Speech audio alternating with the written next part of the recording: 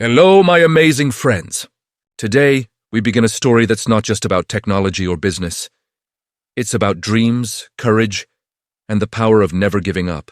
This is the story of Samsung, a small shop that grew into one of the biggest names in the world. As you listen, your English will improve, your vocabulary will grow, and your mind will open to new possibilities. Let's travel back to the year 1938, in a small town in Korea. A young man named Lee Byung-chul stood on a busy street, watching people pass by. He didn't come from wealth, and he didn't have investors or factories. What he had was a tiny shop, a few goods, and a big dream. Above the door, a wooden sign read, Samsung, meaning 3 stars, symbols of greatness, brightness, and eternity. In that tiny shop, Lee sold rice, noodles, and dried fish. But he sold more than food, he sold trust. He made sure every bag of rice was clean, every fish fresh. If something wasn't perfect, he returned it. His customers came back again and again, not because his products were fancy, but because they believed in him. And that's how the first seed of Samsung was planted. Honesty creates loyalty. Then came the war. The streets were dangerous, trains stopped running, and many businesses collapsed. But Lee refused to close his shop. He adapted, selling soap when food was scarce, cloth when people needed clothes. He learned something powerful. Speed is stronger than size. A small business that moves fast can survive anything. When the war ended, Korea began rebuilding. Lee asked himself, why just sell goods when I can make them? And that one question changed everything.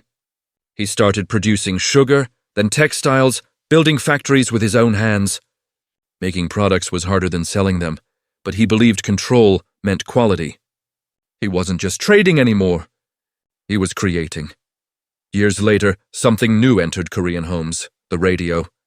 People gathered around it to hear news and music from far away. Lee saw the future. He realized people wouldn't just buy food, they'd buy connection, comfort, and convenience. So Samsung began making electronics. The first TVs were small, black and white, and often imperfect. But Lee didn't hide mistakes. He fixed them. Every broken screen was a lesson. Every failure was a step forward. In the 1970s, Samsung's tiny electronics division started producing radios and televisions. The factories were simple, rows of benches, workers in white uniforms, the smell of oil and metal in the air. Each worker checked parts by hand. Each screw mattered. Lee told his team, "We will not be the fastest. We will be the most careful." And slowly, Samsung earned a reputation, good quality at a fair price. By the 1980s, Samsung had moved far beyond Korea.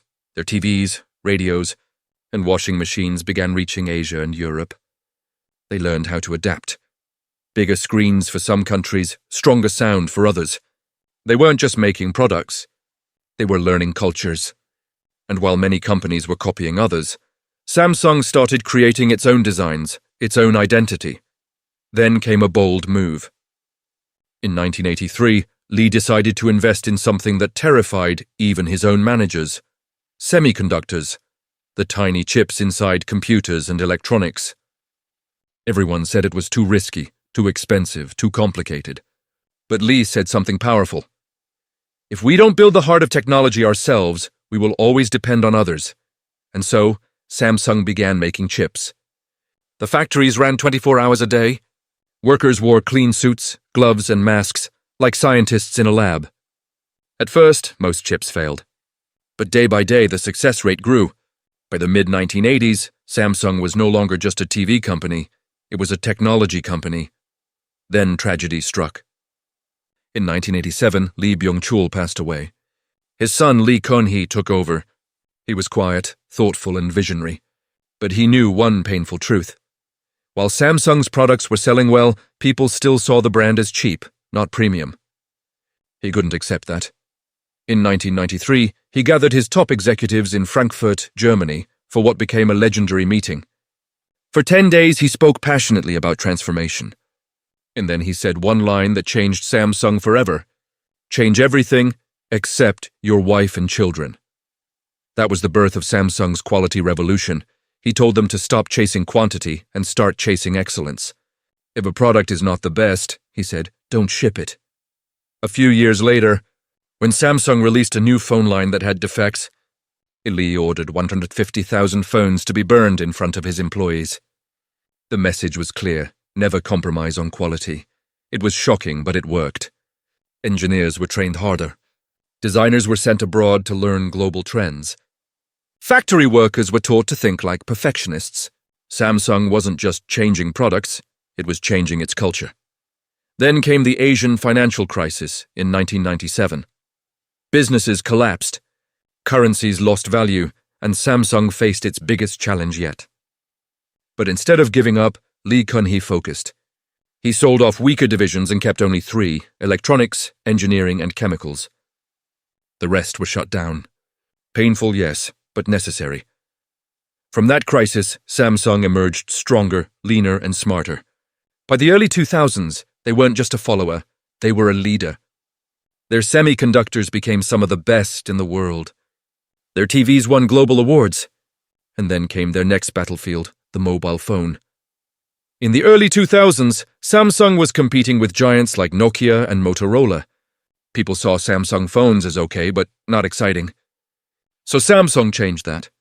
In 2002, they released one of the first phones with a color screen, and it changed everything. Their phones became stylish, powerful, and full of features. Samsung was no longer the budget brand. It was now a symbol of innovation. But then in 2007, Apple released the iPhone, and the world changed again. Many companies laughed at Apple. Samsung didn't. They studied, learned, and prepared.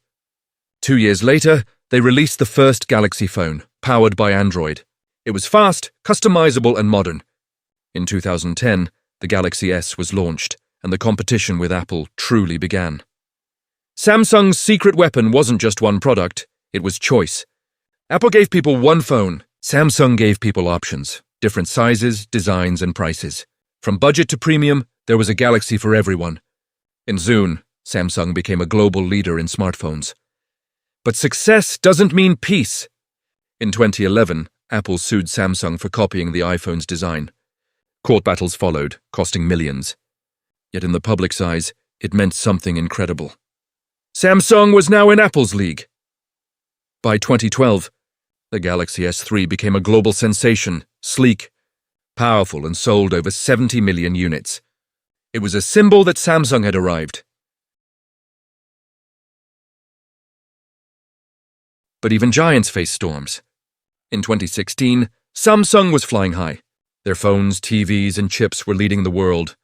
Then came the Galaxy Note 7, a masterpiece that turned into a nightmare. Soon after launch, reports appeared that some phones were catching fire because of battery defects. Flights banned the phone. News channels showed burning devices. The internet turned it into a joke. For a company built on trust and quality, it was a disaster.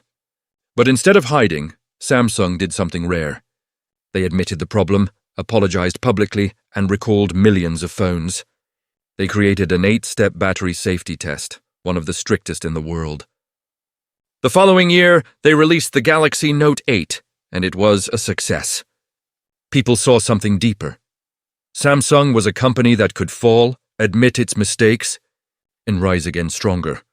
While the world focused on phones, behind the scenes, Samsung was building the invisible world of technology, the chips and screens that power other companies' devices.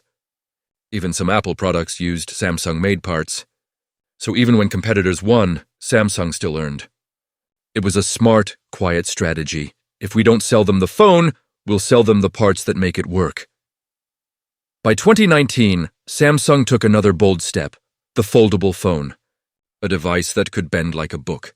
The first version had problems. Screens broke after a few days. But just as before, they delayed the launch, fixed the issues, and came back stronger with the Galaxy Z Fold and Z Flip. What once seemed like science fiction was now in people's hands. Samsung had done it again, turned failure into fuel, then came 2020. The world stopped. COVID-19 spread fear, closed factories, and disrupted supply chains. Many companies collapsed, but Samsung adapted quickly. People needed better phones for video calls, TVs for entertainment, laptops for remote work. Samsung adjusted its production, protected its workers, and continued to deliver. Once again, speed saved them. By now, Samsung was more than a company. It was an ecosystem, a network of connected devices from your pocket to your living room. Phones, TVs, chips, refrigerators, smartwatches, and even 5G networks. They were everywhere, quietly shaping daily life. And through all of this, Samsung never forgot one thing: quality and innovation come first. They invested in recycling programs, eco-friendly packaging, and sustainable energy. They knew the next generation of customers cares about the planet, not just products. Today, Samsung stands as a global empire worth hundreds of billions of dollars. But beyond the numbers, their story is human. It's about a man who sold dried fish and dreamed of stars. It's about workers who refuse to give up. It's about learning, adapting, and growing through every storm. The story of Samsung is not just about business, it's about life itself. Start small, dream big. Build trust. Learn fast. Never fear failure. Lead, don't follow. That's how a small shop became a symbol of innovation touching billions of lives. And as you finish this story, remember, you too can grow like Samsung. Step by step, day by day, mistake by mistake, until your own 3 stars begin to shine.